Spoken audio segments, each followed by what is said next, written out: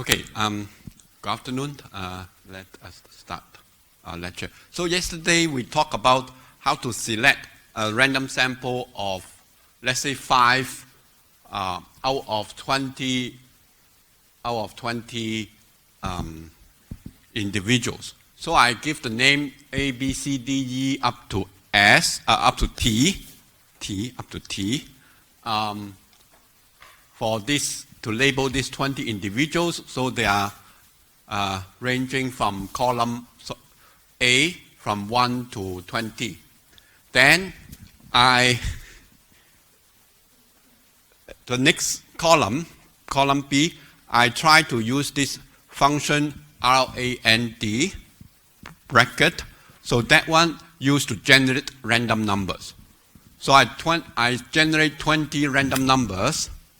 All right, so I just copy and paste this function. So you can see that I generate a set of random numbers, 20 of them. So the idea is that for each of these individual, 20 of them, each one will have random numbers. All right, then the next thing is to rank them. Now, but unfortunately, every time you press enter, I'll give this one, let's say equal to 1. Then you notice that the function random number, all this will recompute again. So it's very inconvenient. So I just copy and paste. For example, I decide that I will use this set of random number. So I copy and paste.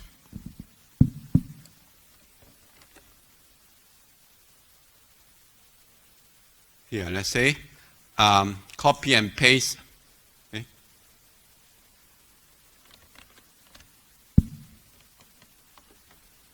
Copy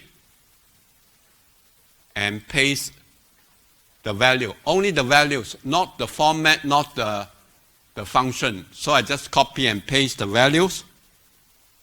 Oh, yeah. All right, you can see that just now the values are copy and paste to this column I, while the original columns, they will recompute the random numbers again. Okay, so I copy and paste the random numbers. So suppose this is the set of the random numbers that I use. So I attach 0.167 to subject A, 0.462 to subject B, and so on. All right? So what I want to do is to rank all these random numbers. So this is supposed to be the ranks. So the rank of these entries in this range, C1 to C20. All right. So it's the 19th rank. That means it is the smallest. So I'm going to rank them according in descending order. So 0.167 is the 19th out of the 20 random numbers. So this one is the 11th, and this one is the 9th. And the largest random number is 0.989. So it's the rank top. So how to do it? So we use this function called rank. Function rank, there are 3 arguments. So the first one is the cell, the value. All right, the cell. And then the second argument will be the range of value that you want to rank with. And the third argument is a 0, means that it's a range rank in descending order of magnitude. All right. Now, so once I got it, all right, then what I want, oh, I'm sorry, sorry. So I'm not associate this number to A. So in fact, this number, all right, is the first random number that I have. This is the second number that I have, and so on. So because I need 5 subjects, so I just not arbitrary, but I take the first 5. So I take the first 5 ranks, or the ranks correspond to the first 5 random numbers. Sorry. So it is the rank of the first 5 random numbers. So this is 19th. So I take the number 19 individuals. All right. So I take S-K-I-H-E. All right. So you can also start with, let's say, with a certain starting point. For example, I want to take this 5. All right, start from 10th. So I take number 13, number 3, number 4, number 18, and number 14. It has to start at a certain point, usually for convenience, maybe the first one, or any starting point. Then you systematically take the next 4 after the starting point. All right. So these are the rank associated to these random numbers. So if I take 5, don't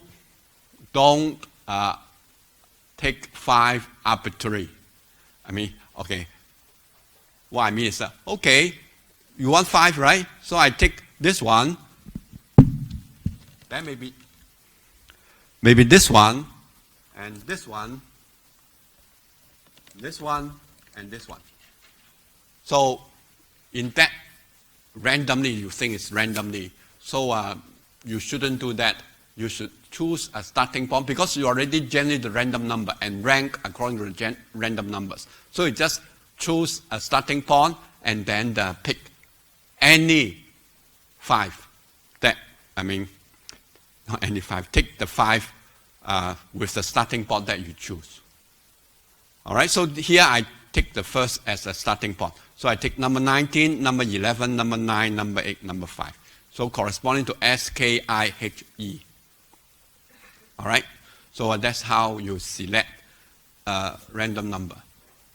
So the same thing applies to, if I want to select out of 250 students, I want to select 30 randomly. So I prepare 250 random numbers, and then I work. All right, try to rank all the 250 random numbers. Then I pick the first 30 of them. All right, so the rank of the first 30 of them. Then I will have this. Okay. So I can try to do it here. So I have to generate random numbers, 250 of them. Oh.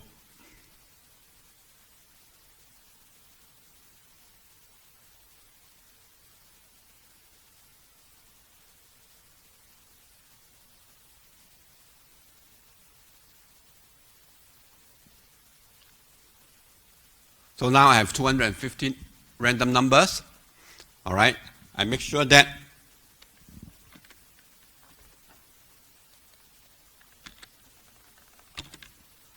I copy and paste it so that this is the set of random number that I'm going to use. So remember the first one is 674.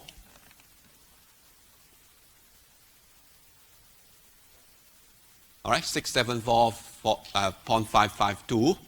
All right. So after that, then I just have to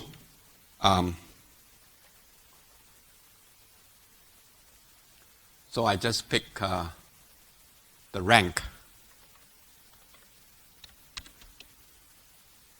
All right, L1 to L250. So this 0.674 is rank number 88. Oh, I forgot to descending order. So I put a third argument 0. So it's number 88. All right. So I copy and paste.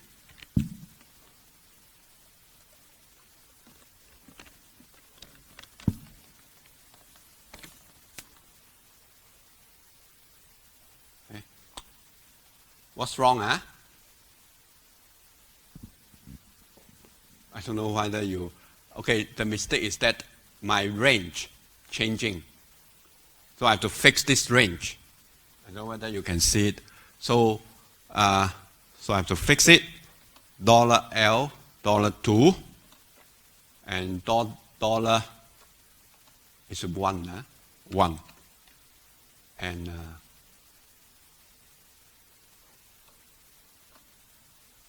that.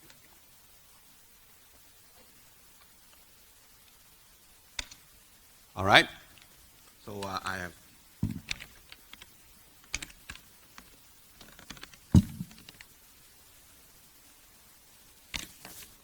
Okay, so now I have so I arbitrarily choose a starting point, only the starting point. So for example, I choose the first one, then I take 30 of them. So up to 30, all right. So those, okay, I will take number 235, number 189 on my list, name list, all right, and 56, 157, and so on. So that's how we choose, all right. Okay, so I think I spent a lot of time on this. Okay, so now let's continue with our, by the way, you will not be asked how to get the random sample using Excel, all right? So just for your information or for you to use whenever you're asked to draw a random sample from a list. Okay, sampling from a finite population. All right, so we sample without replacement. All right, without replacement. So suppose, so let's look at this example. We have a population, very small population with 4 individuals. We call it A, B, C, D. So because it's sampling with replacement and we draw a sample of size 2, so one possible sample is AB, all right, or AC, and so on. So altogether there are, choose 6 of them, is the number of ways that you choose 2 out of 4. All right, so these are the samples. Now because they're samples, so the order does not matter. Okay, because we'll look at a sample, whether you choose A first and then followed by B, is the same as choosing B first and then got A. So we consider, we don't consider the order for sampling with replacement. So these are my sample. This means a sample with A and B, with the individual A and B. So altogether there are 6 samples, 6 possible samples from this population. All right. So in general, if capital N is the number of individuals in the population, so this is the size of the population, and this is your sample size, then this is the number of samples of size little n taken out of population of size capital N without replacement. Okay, so if each one has equal chance being selected, then the probability of each sample being selected is 1 over number of ways choose little n out of capital N. All right. Now, how about with replacement? With replacement. All right. So in this case, so it will go like this. So I select one. For example, I choose A. The first being picked up is A. Then I put it back. So I still have A, B, C, D to choose from. So I have a chance to select A again. So how many ways are there that we can choose the samples? So the first one, you have 4 ways to do it. For each of the individuals that you select for the first one, you also have another 4 ways to choose. So altogether, there are 16 of them. All right? 16 of them. So these are the 16 samples. All right? But you may notice that you have A, B. This means that the first one is A, the second one is a B. You also have BA. All right? Now, in sampling without replacement, these two are considered as the same. It doesn't matter the order of A and B being selected. But for sampling with replacement, now the order becomes relevant. Why? Think of it. You choose the first one as A, the second one as A. So that means your sample has two A's. While if you choose A first, followed by B, or B first, followed by A, then you have two chances of getting A and B. But while getting A, you have only one chance. Think of it. Toss two dice. What's the chance that you got 2 ones, 1 1? What's the chance that you got 2 3? So you can have two chances to get 2 3. One, let's say we color it black and blue, then red and blue. So you can have red being 2 and then blue being 3, or the other way around. So you have two chances. While if I want 1 1 or 2 2, you have only one chance. So now the order becomes important. Why? Because they are not equally likely. If you think of it, these two are the same, all right, then you just treat it as one sample. In that case, they are not equally likely. You have to remember it for considering the population. Equally likely is a very important tool or steps. So here we have to consider the order. So altogether 16 samples. So the probability of choosing a sample is 1 to power big N to power N. All right. So in the previous example, our population have 4, N equal 4, and we want a sample of size 2. So altogether there are 4 square. So the probability is 1 over 4 square for each of the sample being selected. All right. Okay. So how about sampling from an infinite population? All right. So if you have finite population and each individual in the population are labeled, then it's quite straightforward. We can just do what we just demonstrate using the Excel. All right. But how about infinite populations? Infinite population. So because it's infinite population, you cannot give a label to each individual in the infinite population. All right? You don't have enough labels. Okay, so how to do it? To draw a sample. All right, so in this case, let's look at this example. All right, now we are looking at toss a coin. All right, so we toss it 15 times. All right, so the population are the outcome of all tosses. So it can be head, can be tail, and how many of them are there? There are altogether infinite number of them. All right? So we just take a subset, only 15 of them. All right? 15 of the tosses, the outcome may be head, tail, something like that. All right? So then how do we describe? All right? Or what's the chance that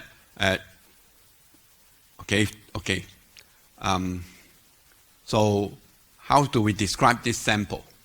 So what we say is that, okay, for each of the value of the sample, the chance getting ahead is independent of the chance getting ahead for the next or for other tosses. So in other words, a random sample will be defined in the following way.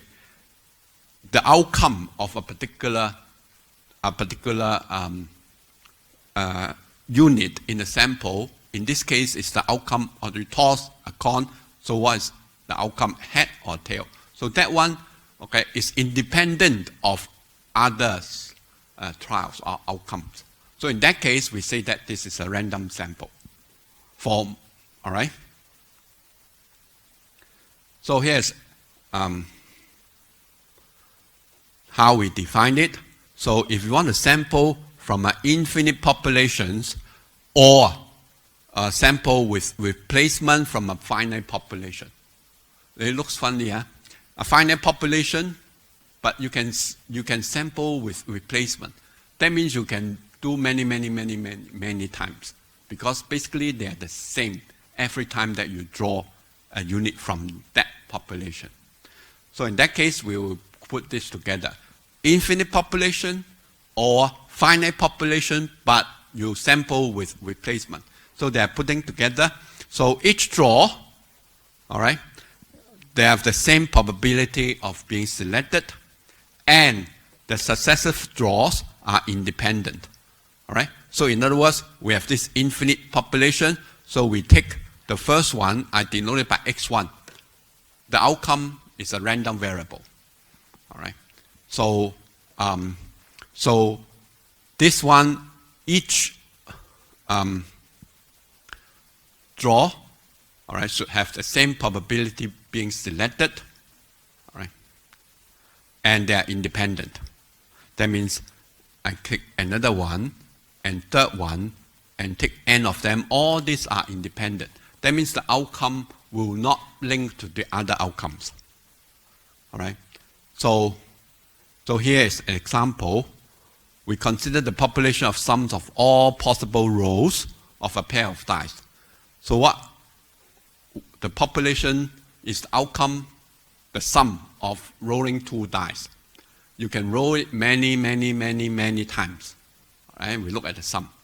But it does not mean that you have infinite different sums. These are the sums. 2, 3, up to 12. All right? But there are infinite number of them. How many 2s are there? We don't know. But what we know is that 1 over 36 of all the outcomes when you roll the dice will give you a sum equal to 2. And 2 out of 36 of them will give you a sum equal to 3. All right? So in this case, the population is considered infinite, and a random sample of size n, okay, is considered as taken from the random variable x, which is described by this. So in other words, this population, there are some 2s, 3s, up to 12 are there, but they are not equal. They are not equally, not equal number of them are in the population. This 2 and 12 are less. How do we use less? Because only 1 over 36 of this whole population are 2s. And only 2 over 36 of them are 3s. All right. So then we take a sample x1 up to xn. So this one is considered taking from this density function, probability function. That means x1 is a random variable which has this as the probability function. Take this set of values and the corresponding probabilities. All right. So xi is considered taken from this population, which has a probability function given by this table. All right. So each unit in the sample will follow this distribution. All right, and they are independent. Okay.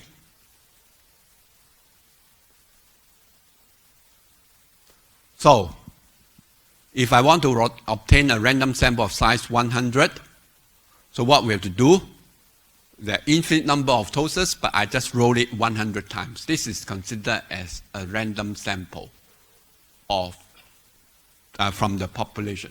And the population is the population of the sum. Each one in the population is considered as the sum of 2 rows. All right? So I use x1 represent the first outcome, the first row, the sum of the first row. That's the sum of the second row, the sum of the 100th row. All right? So this one, x1, takes the value 2, 3, up to 12, and the corresponding probability is 1 over 36, 2 over 36, up to 1 over 36. All right, 2, 3, 4, and so on. And x2 also have the same distribution. x3 also have the same distribution. All right? All right, so they have the same distribution, and because they are random sample, so they have to be independent. So that means the outcome here, what the sum that you have for the first row have no impact on, supposed to be independent of the other, the outcome of the next row. All right. Now, because of that, so the joint probability function of x1 equal to lead to x1, x2 equal to lead to x2, and so on, is equal to the product of x1 equal to lead to x1, x2 equal to lead, probability of x1 equal to lead to x1 times probability of x2 equal to lead to x2, and so on. This is because of the independence. So you can write the joint PDF, remember, probability of A intercept B is equal to probability of A times probability of B if A, B are independent. So this does follow from these properties, but extends to 100 events. So I want this occur, and this, all this 100 occurs is the same as the probability of the occurrence of each individual event. So in other words, if I want to know what is the chance that x1 equal to 2, the second outcome, the row x2 equal to 7, that means the sum of the second toes is 7, and so on.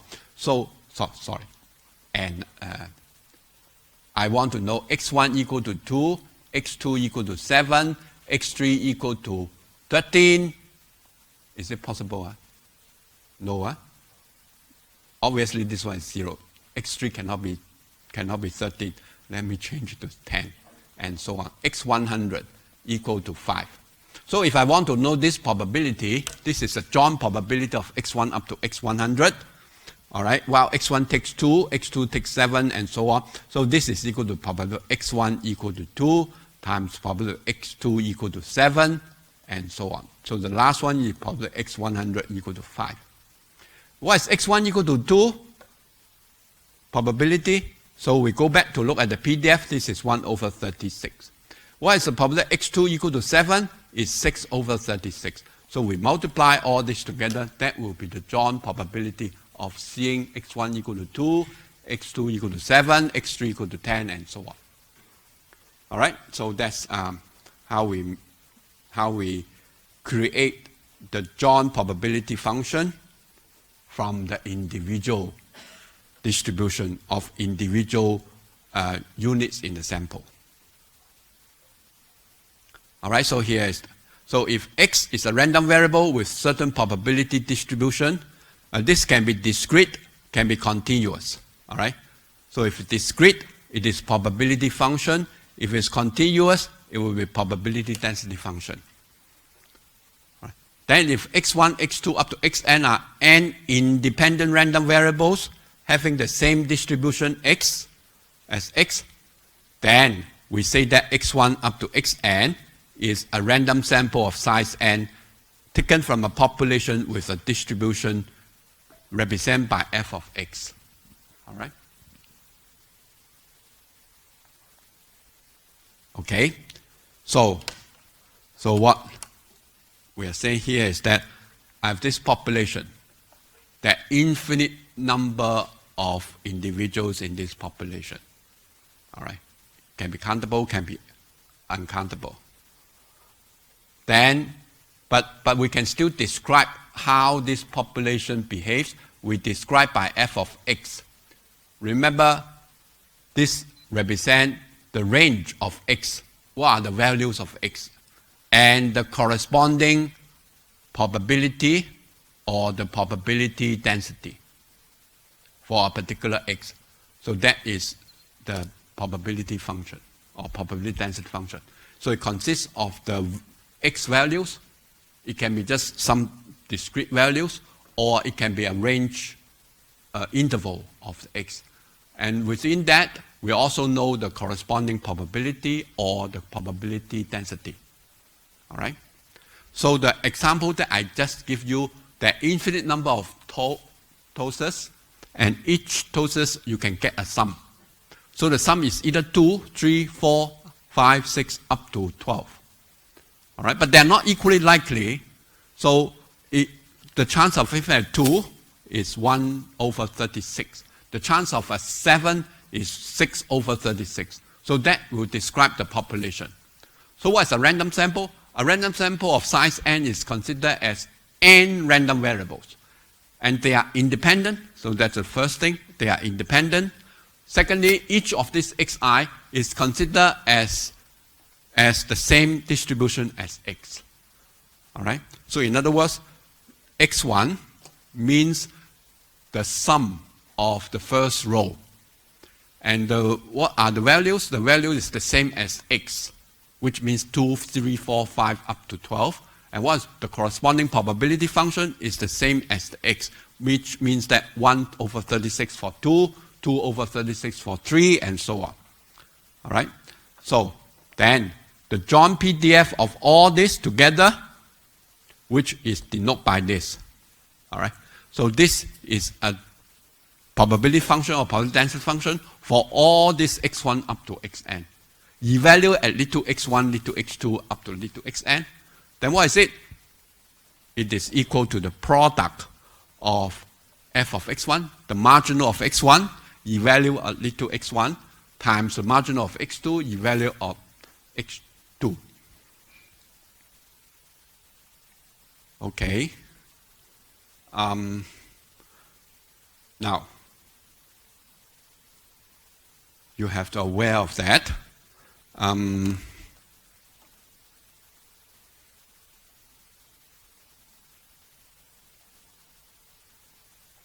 Can I write it as f of x to power x raised to power n? I'm saying that x1 has the same distribution as x. x2 has the same distribution as x, capital X. So can I write it like that? Cannot, huh? We cannot. Why? Huh? Okay, x1 is the same as x, so you can, the best, you can write it like that. This one, yes, you can write it like that if you want, because x1 has the same distribution x. But this is evaluate lead to x1, this is evaluate x2. If you write it like that, then everyone will be evaluated at the same x. And what is this lead to x? You don't know. You only ask to about all this. x1 equal to lead to x1, x2 equal to lead to x2. So this is wrong. It's not f of x raised to power n. But instead, you can write it as, if you really want, you can write it as f of x evaluate a different xi, I from 1 to n. All right? So this one, you can replace it by x, because x1, the distribution of x,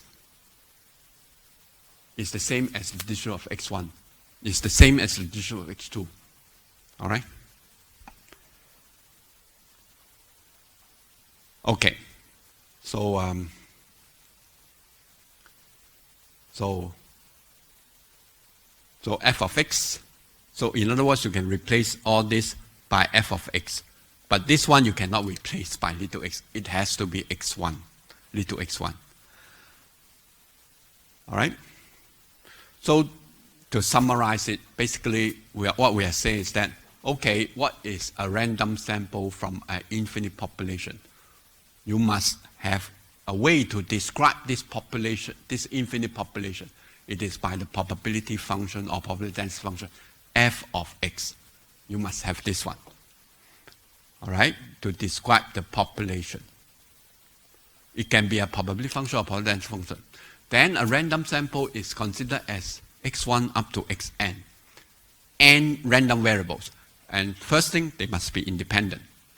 Secondly, the distribution of x1 is the same as x. The distribution of x2 is the same as x, because they're taking from that population. All right? So, So therefore, a random sample must be independent as well as the John probability function, John probability density function is equal to the product of the marginals. So it's equal to that. All right? So equal to this one. So that is considered as a random sample. All right? So now we know, we talk about how to select a random sample, and now we also talk about how the sample taken from a finite population or taken from an infinite population or finite population with replacement. So now we are more specific. After we take a sample, if this is the population, we take a sample.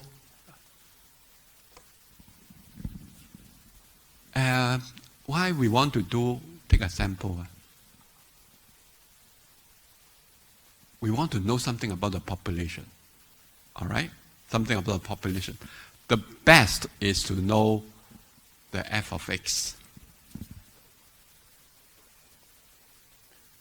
All right? Or maybe some characteristic of the population. For example, the expectation of x, or the population mean, or the population variance. All right? So one way is to look at everyone in the population. Is infinite number of them, you cannot check everyone. So what we do is to take a subset. So we take a sample, a random sample. So naturally, if you want the population mean, all right, then you consider the average of your sample mean. Sample. So it's the sample mean. So the sample mean will be used to give you some idea about this population mean. Are these two the same?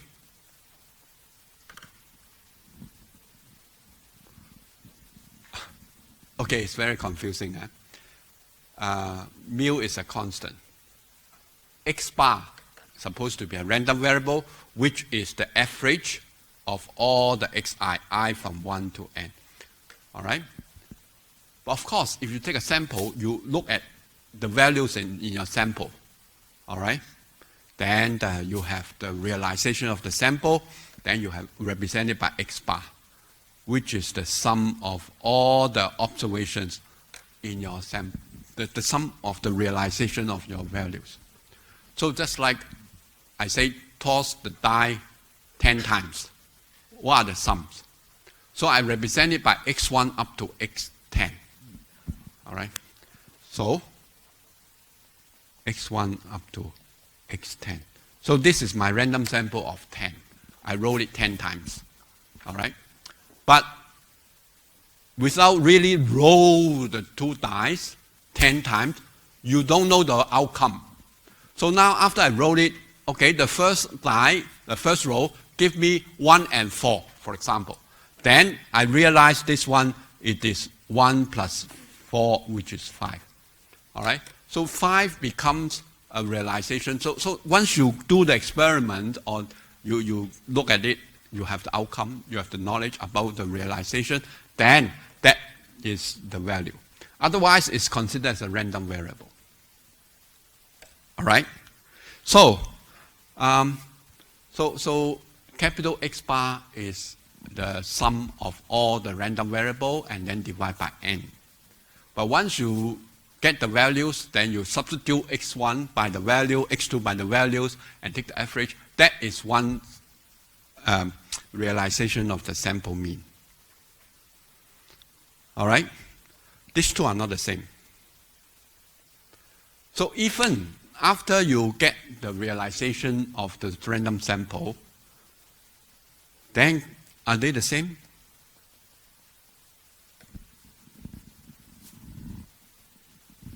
Are they the same? So that means if I roll it 10 times, all right? So the first time I got a 5 as a sum. The next time I got maybe 7 as the sum. The third time I got the sum maybe 8, for example. Then I take the average of all these 10 numbers. So I got a number. Let's say the number equal to 6.5, for example. Then can I say the population mean That means the average of all the sums of this infinite number of rows is 6.5. If you think yes, then ask yourself, how about I roll another 10 times? Will I get 6.5 again as the average? No, right? It may be different. So roll it a third 10 times. That means I draw another sample. So the idea is that, okay, I have this population, all right, represented by f of x. I'm interested in the mu, so I take a sample, calculate the sample mean, all right? And I take another sample, calculate a sample mean, take a third sample, calculate the sample mean of size, same size, n. So I can have infinite number of sample means from this population. All right? So they are not the same. They are different. All right? So that's why we would like to know how this sample mean behaves. And so we consider the distribution of all these means. So that's what we call sampling distribution. All right? Now what is a sampling distribution? So we have a population. Let's say we have some characteristic that we are interested in. So let's put it the simplest one, the population mean, mu. That means expectation of x. All right, that we're interested in. So we look at these samples. Different samples will give you different sample mean. So we have to study the behavior of this sample mean. So we call that sampling distribution of the sample mean. All right. So our main purpose is to get some idea of the unknown population parameters. So mu is an example. So is there any other examples of these unknown population parameters? Sigma square is another one, right? Any others? Population median is another one. All right.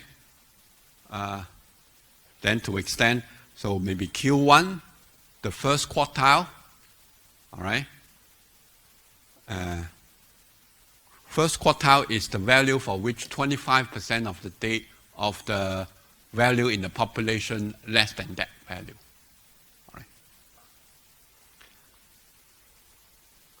Okay, so there are many of them, but for these modules, we concentrate most on this mean, that means mu, and sigma square, or maybe a slight variation of these two.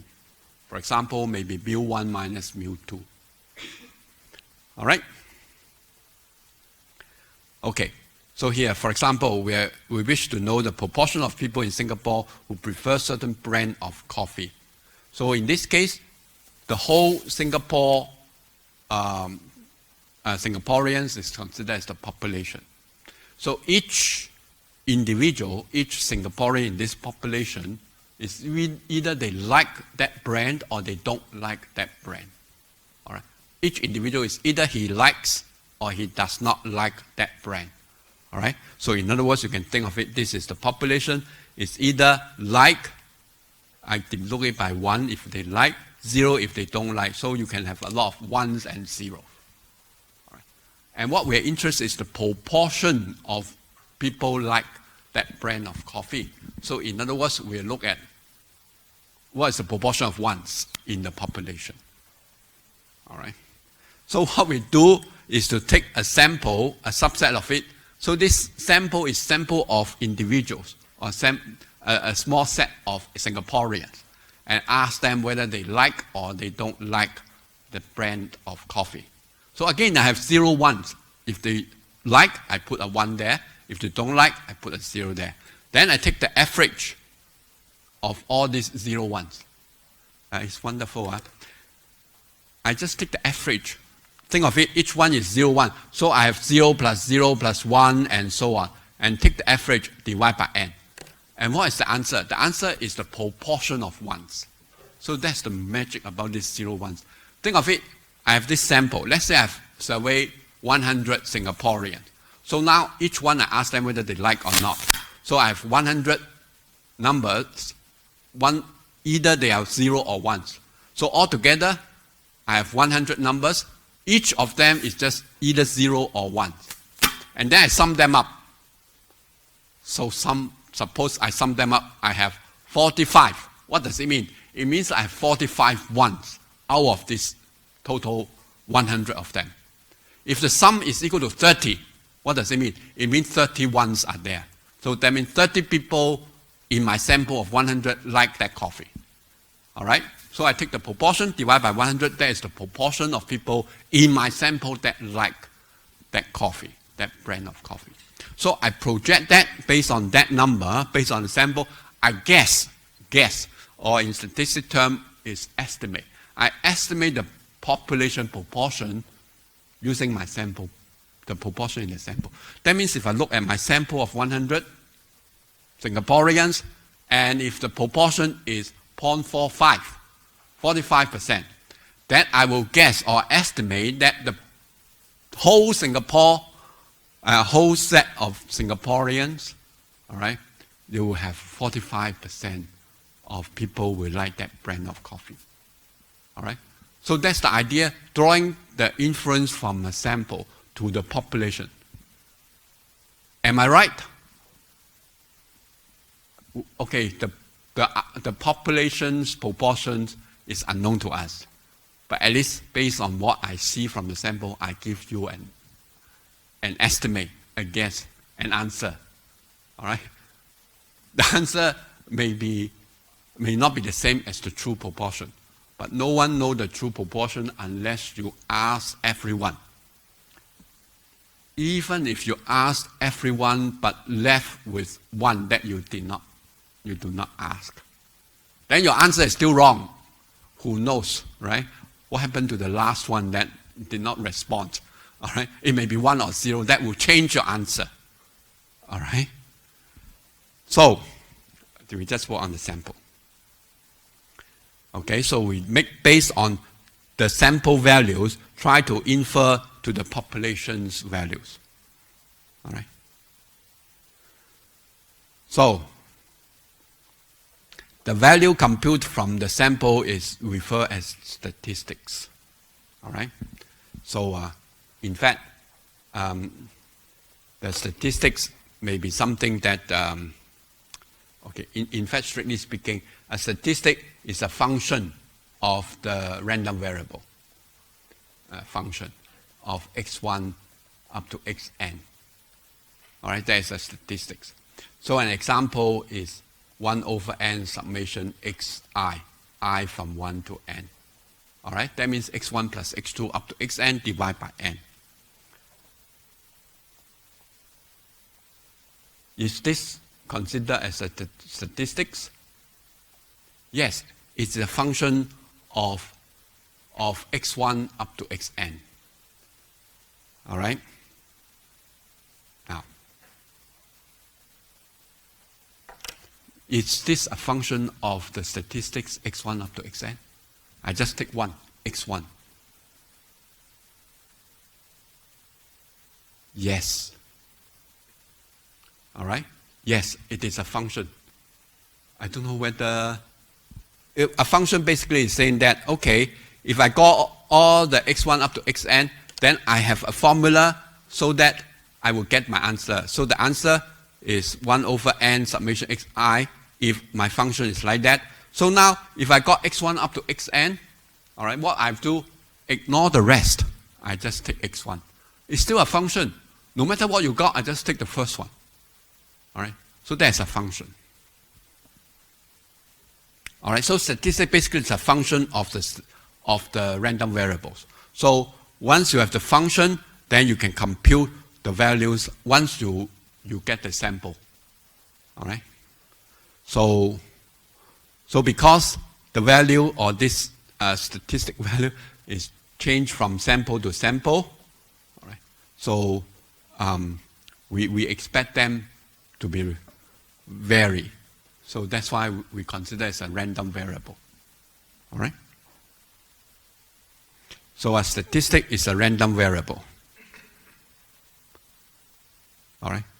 Also, because it's a function of x1 up to xn, these are random variables. x1 represents the first one in the sample, and the distribution of x1 is the same as the population distribution. So all these are random variable. A function of a random variable, again, is a random variable. Why I have to stress this one? Because we are studying about random variables. If it's a constant, it's very simple, all right? No variation. But now, the random variable means that it takes certain possible values as well as associates with these values with certain measure of uncertainty. All right. So, the probability distribution of a statistic is called sampling distribution. All right. So, if you have problems in understanding what we have discussed, you think of it the following way. You have a population. Your interest in a particular characteristic of the population is the mu, which is the population mean, expectation of x. All right? So we are interested in this. So we take a sample. So we calculate the statistic. In this case, one example of statistic is x bar, which is 1 over n summation xi. Take another sample, you calculate x bar. Take a third sample, you calculate x bar. So you have a bunch of x bar. To denote it is x1 bar, x2 bar, x3 bar. That means it comes from the first sample, second sample, and third sample, and so on. Then you can have infinite number of the samples. So each one has a different a value, x1 bar, and they're not the same. So the behavior of this set of x bar is considered as the sampling distribution of x bar. All right? Okay, so now we concentrate on just this particular statistic called sample mean. So if you have a random sample denoted by x1 up to xn of size n, then we define the sample mean as something like this. All right. So once you take a sample and you measure it, okay, the first one is equal to 2, the second one equal to 3, the third one equal to 7, and so on. Then you just average all this, all right? That will give you a realization of x bar. So we denote it by lowercase x bar. So that is a realization. Once you take the sample, you got the values.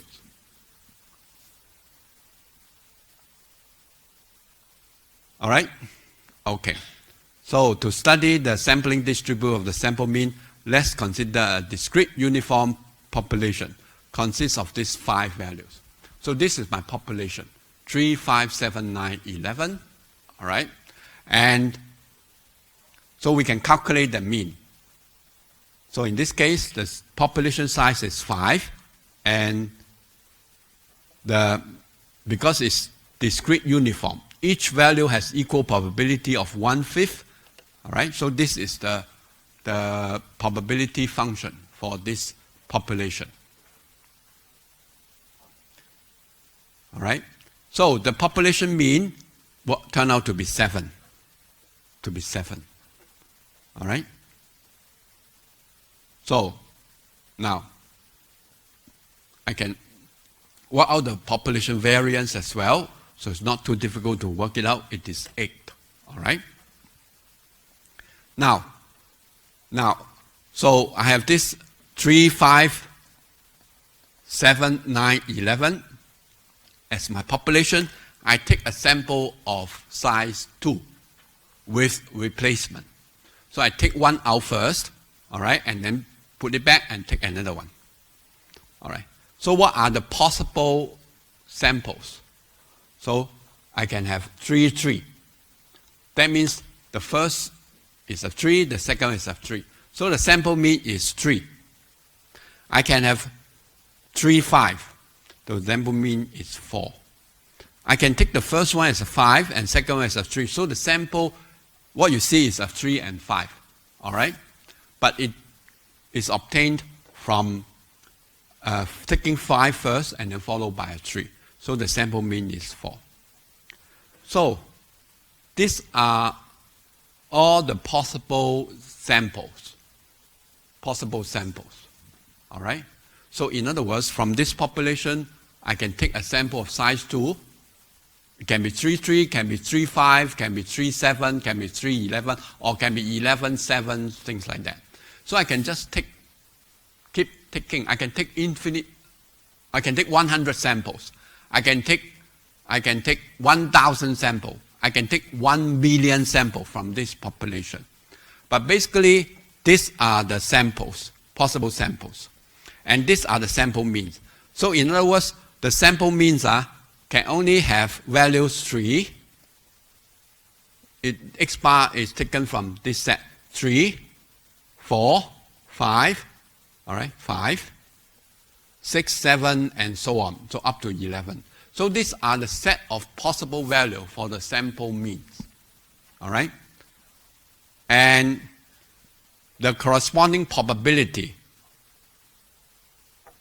So you ask yourself, are these samples equally likely? How many of them? 1, 2, 3, 4, 5.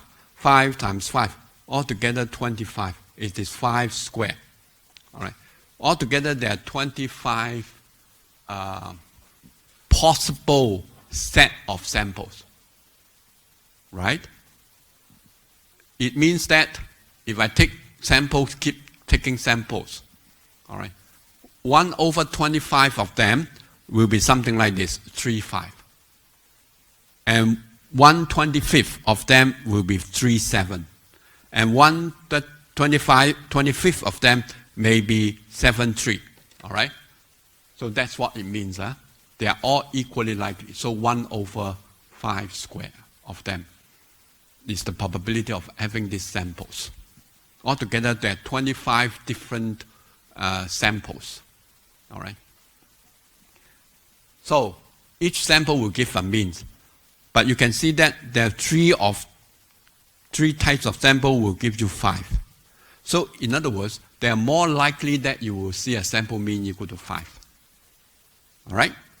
So we just summarize all this in a table form. So X bar, lowercase x bar, all right, can be 3, 4, 5, 6, 7, up to 11. And the corresponding probability is given by 1 over 25, 2 over 25, and so on. That means it's likely that you will have a sample mean equal to 7 with a probability equal to 5 over 25. All right? So it means that if you take many, many samples and calculate the sample mean can only take the value 3, 4, 5, 6, 7, up to 11. All right? The sample mean can only take these values. For our population, consists only 5 numbers, 3, 5, 7, 9, 11. All right? So out of this infinite number of samples, I can describe the behavior of the sample mean. The sample mean can only take the value 3, 4, 5, up to 11 with the corresponding probability 1 over 25, 2 over 25, and so on. So that tells us how the X bar behaves. All right? Okay. So now I calculate the expectation of X bar. So I follow the definition. It is the value times the corresponding probability. So it turned out to be 7. Remember, expectation of X, all right, is equal to 7 as well. So it's funny, huh? They are the same. Is it just by coincidence or is it a general truth? Expectation of X, that means the average in the population. Is it the same as the average of the sample mean? And the answer is yes, they're the same. All right? They're the same. We can prove that. But at least for this particular population, 3, 5, 7, 9, 11, the sample mean of sample size 2 turned out to be the same. And we can also work out the variance of X bar. It turned out to be 4. And what is the variance of X? 8. They are not the same. All right? The variance of x, that means the population variance, is not the same as the variance of x bar. But did you notice that this 4, all right, wow, is equal to x divided by 2, or variance of x divided by the sample size n. All right? So is this true? Is this formula true? That means variance of x bar is equal to sigma, the variance of x divided by n. And again, the answer is true. We can prove that. But at least in this example, we demonstrate that the variance of x bar, that means that variation of x bar is equal to the variance of x over n. Okay? So this is very, very or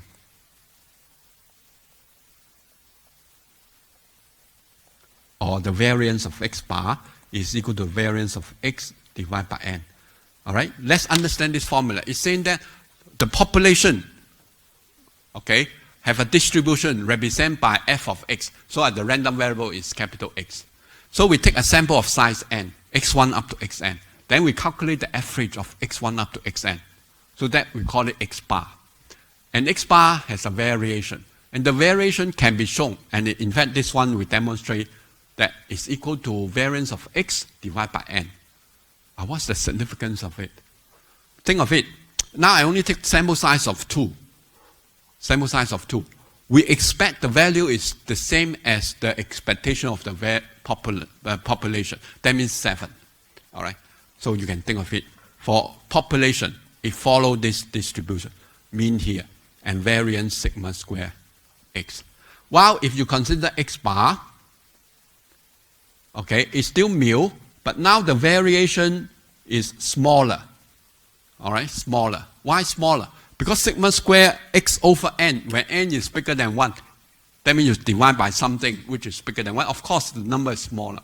So that means the variation of x bar is smaller than the variation of x. All right? So you can think of it like this. If you go back to look at the data. Now this is the behavior of x bar. Okay, this has a more higher probability to be somewhere around 6, 7, and 8. The probability will be 4, 25th, 5 over 25th, and 4 over 25th. So add together, it's almost half of the probability that it will take the value 6, 7, and 8. All right? On the other hand, if you look at the population 3, 5, 7, 9, 11, although the center is 7, but it's more equally likely. That means it's spread out if you draw the histogram or the probability. So it will be like this. All right? 3, 5, 7, 9, 11. So this is the f of x. All right? Equally likely.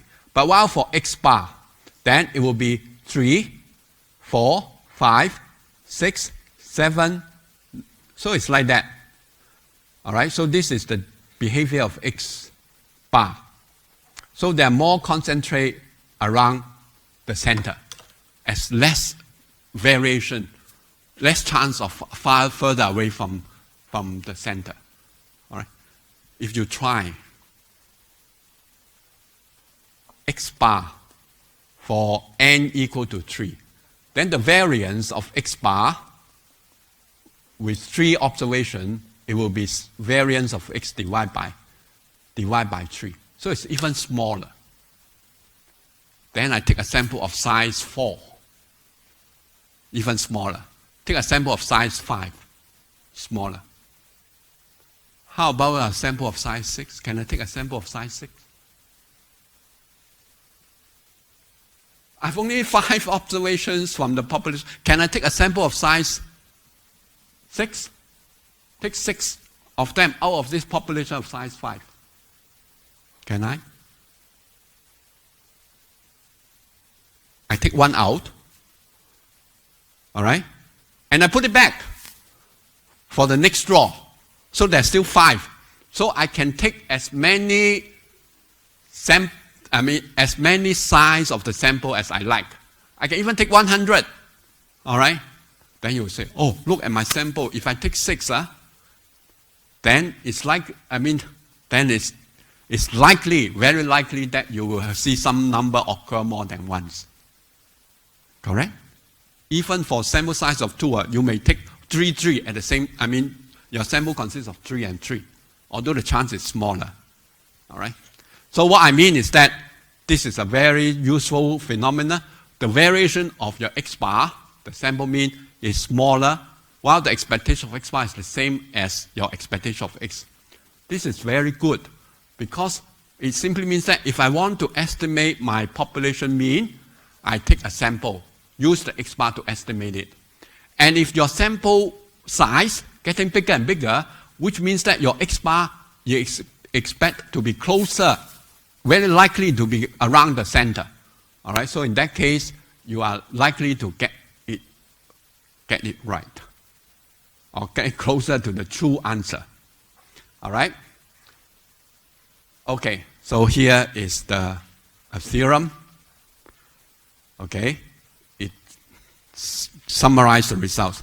If you are taking a random sample, x1 up to xn, all right, from an infinite population or a finite population with replacement, that have a mean equal to mu and standard deviation equals sigma, or variance equals sigma squared.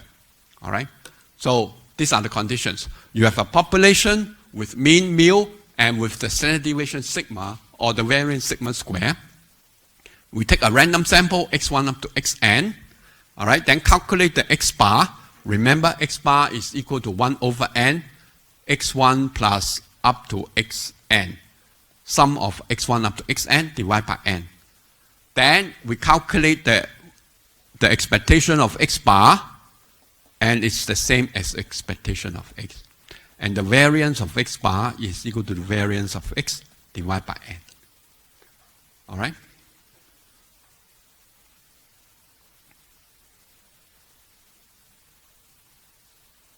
So x is represent the population. So f of x is describe the behavior of the population.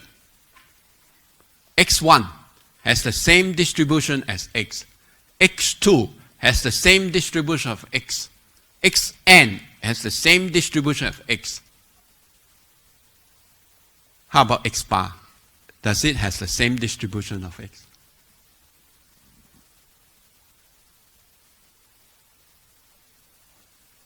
No. Right? This one obviously say that it's no. The mean is the same, but the variance is different. All right? But in fact, the distribution may not be the same. Not because of the variance are different, but the form of the distribution may be totally different. All right? So I just want to highlight that. So if I go back to the previous example, remember this one? All right? So for example, take the first entry. So the first entry can be 3, can be 5, can be 7, can be 9, can be 11. How they behave? The first one is 3, 5, 7, 9, 11. How likely they are? Each one is 1/5. It's the same as the distribution of the original population. x1. x2, the same thing. All right? But x bar, as you can see, x bar behave differently. X bar equal to 3 only have a chance 1 over 25. X bar equal to 4 has a chance equal to 2 over 25. So it's different. All right? So just remember, x represent the population. x1, x2, up to xn in a sample, also same, each of them is the same as the x. But when you take the function of all the x1, xn, a simple example is x bar, the average of all the x1 up to xn, and the distribution is not the same as x. All right? So you just have to remember that. So the expectation of x, okay, so this is what we say. Okay. Now this, again, is a very, that two theorem is very useful. This is called law of large number. What it says is that If you have a random sample, all right, remember random sample, all these are individual, independent, all right, and also each of them follow the same distribution as the population. And if the population has a mean mu and a finite variance sigma square, all right, then what it says, I'll try to understand this. Okay, this part easy. It just simply say that n getting bigger, bigger, and bigger. So you just presume that n is big. Then what is the statement that is true? It's saying that the probability getting smaller and smaller and smaller and smaller, where n getting bigger and bigger. So what is the statement? The statement is about probability of this event. What does this event mean? It means that your x bar, the sample mean, is a random variable. All right? Different sample will give you this different sample means. So this is a constant. This is a constant, this is a random variable. So in other words, whenever you draw a sample, look at the difference between x bar and the true answer mu. All right? So this can be bigger than this mu or less than this mu. We take the absolute difference. All right? So this basically measures how far your random variable x bar from a fixed point. This fixed point is mu. All right?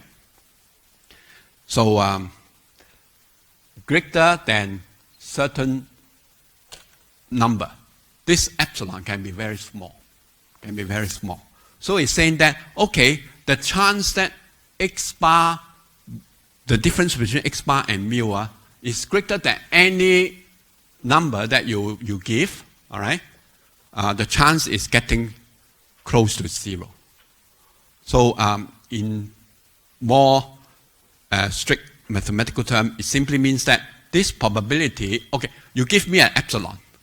Let's say epsilon equal to 0.0001. So that means I want my sample mean. It's likely that my sample mean different from the true mean, all right, bigger than this number, 0.0001. The chance, all right, the chance is very small. It's almost zero if I have a very big sample size. All right.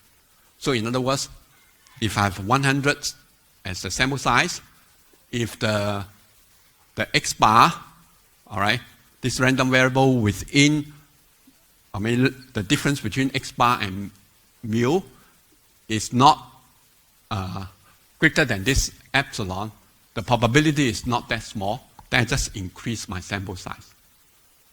1,000, not good enough.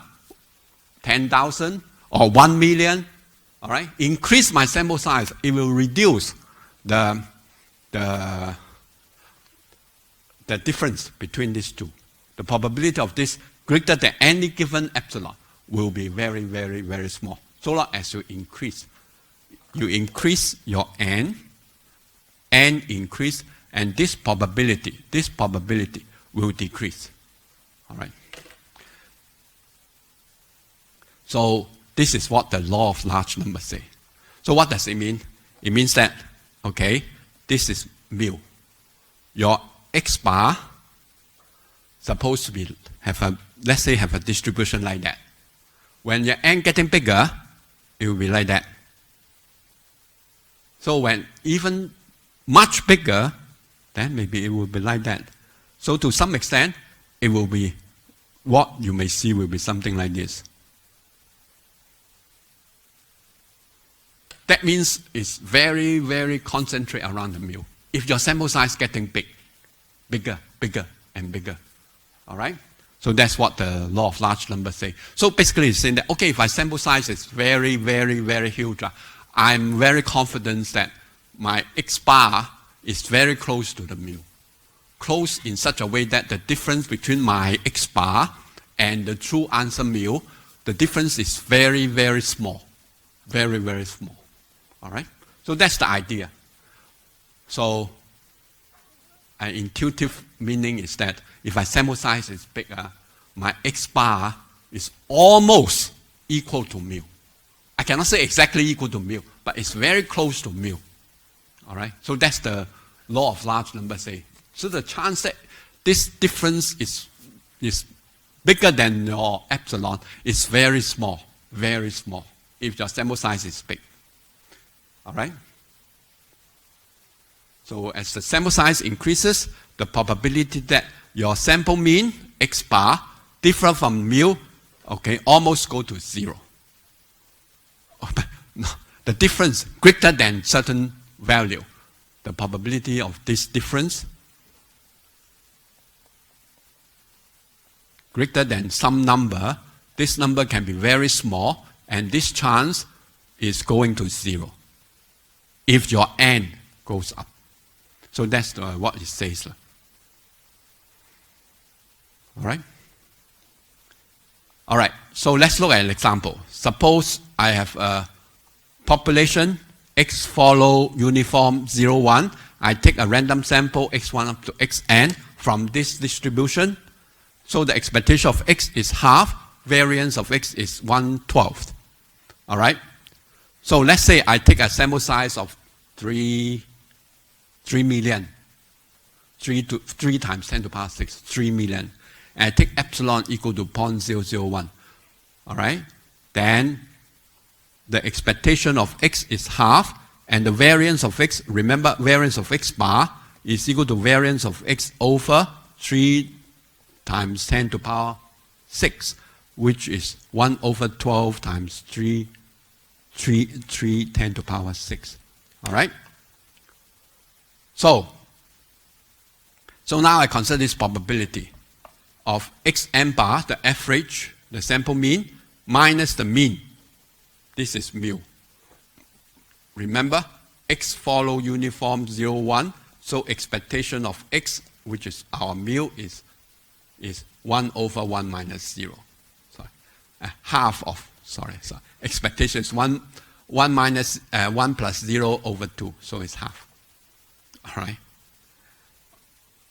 So, greater than this is, I chose the epsilon, 0.001. You can choose other epsilon value. So, I want to find a k such that, how many k times the standard deviation is equal to 0.001. So the k is equal to 6. All right? 6. So this greater than 0.001 is the same as this greater than 6 times the standard deviation. Why I have to do that? Remember we learned something in chapter 2, cover in your test, the Shepherd-Shift inequality. Remember the Shepherd-Shift inequality? X, right? Probability of x minus mu greater than k sigma is less or equal to 1 minus 1 over k squared, right? All right, so we applied it, Shepherd-Shift inequality, so it's 0.02778. So what does it mean? It means that the probability of this one, if xn bar is a sample of size 3, what's the size? 3, oh sorry, 6. 6. Okay. No. Our sample size is what? What 10 to the power 6? 3. Yeah, 3, 10 to the power 6. All right. So if the sample size is 3, 10 to the power 6, all right, then the chance of this one, all right, turn out to be bound above by this. So the chance of this greater than 0.001 is bound by this. This is when sample size equal to 3 times 10 to the power 6. If this is not small enough, you think the probability of 0.02 is still quite big, you increase the sample size maybe 3 times, or maybe 3 times 1 billion, right? 1,000 million. Then you may reduce this. All right. So the law of large number, first of all, how to interpret it? It basically tells you that when the sample size is getting bigger, your sample mean will be very close to your population mean. So we write it as a probability statement, saying that the chance that your x bar and mu, the absolute difference of x bar and mu, greater than certain constant, you try to pick that as a small number, the chance is getting smaller and smaller. So that means it's unlikely that it will exceed that bound, which is epsilon. All right. So here I try to use the Chebyshev inequality to illustrate the idea. So now with a population like that, my sample mean, all right, different from the population mean, greater than 0.001, the chance is bound above. It's not equal, but bound above by 2%, 2.7%, 2.8%. So I just have to increase the sample size, then I can further reduce this number. All right. So that's the idea. All right. And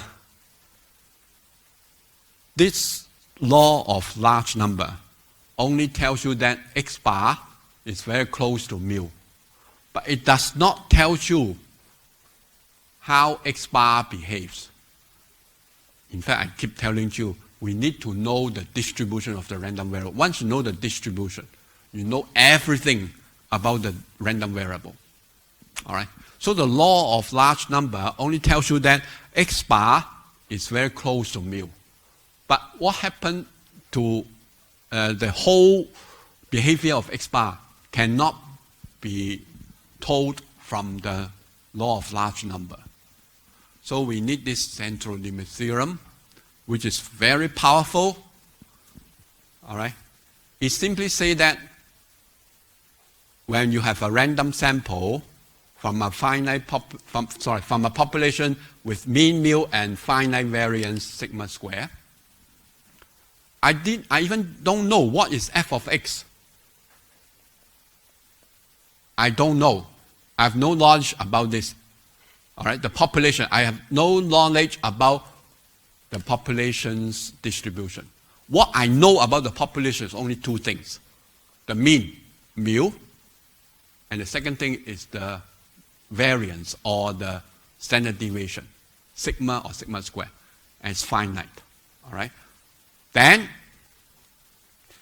the average or the sample mean will follow approximately normal with mean mu and variance sigma square over n when sample size is big, sufficiently large.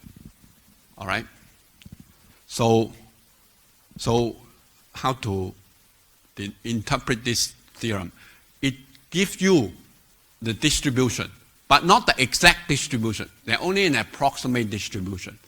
All right? It's saying that if your sample size is big, then your x bar will behave like a normal distribution with mean equal to mu and variance sigma square over n.